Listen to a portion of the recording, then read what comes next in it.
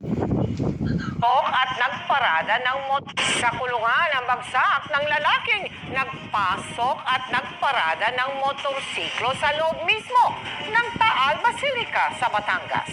Ang iba pa niyang ginawa sa mismong altar na umani ng pagkondena sa nahuli kam na pagtutok ni Bam Alegre. Nabulabog ang tahimik na Taal Basilica sa Batangas kahapon nang biglang pumasok ang motorsiklong ito. Nagdire-diretso ang rider at ipinarada ang motor sa harap ng altar. Ang angkas niyang babae bumaba at lumayo, habang ang lalaki naman umakyat sa altar. At umupo sa upuan ng pari.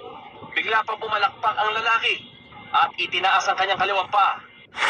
Ito ang harapan ng simbahan. Ganito lang kababa yung hagdan kaya madaling naiakyat yung motorsiklo. Nagkataon din na bukas yung pintuan kaya naituloy-tuloy hanggang sa may looban sa lugar ng altar.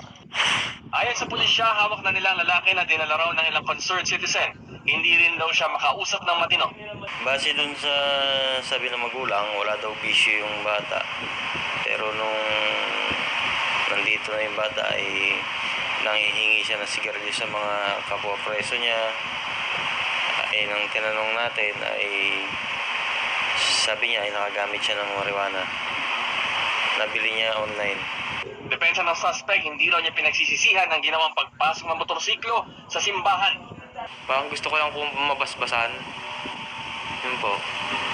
Yun po ang gusto ko. Depende nila sa kanila kung masamang tingin nila sa akin. Dahil gusto ko mabago ang buhay ko. Ikaw hindi masama tingin sa inyo? Hindi nga, sumuko naman ho ako. Kung hindi ako sumuko, wala ako dito.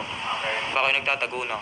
Kakasuhan siya ng paglabag sa Article 133 ng Revised Penal Code o offending the religious feelings. Napanood ng ilang nananampalataya ang may viral na video ng lalaki at hindi nila nagustuhan ang ginawa niya sa loob ng simbahan.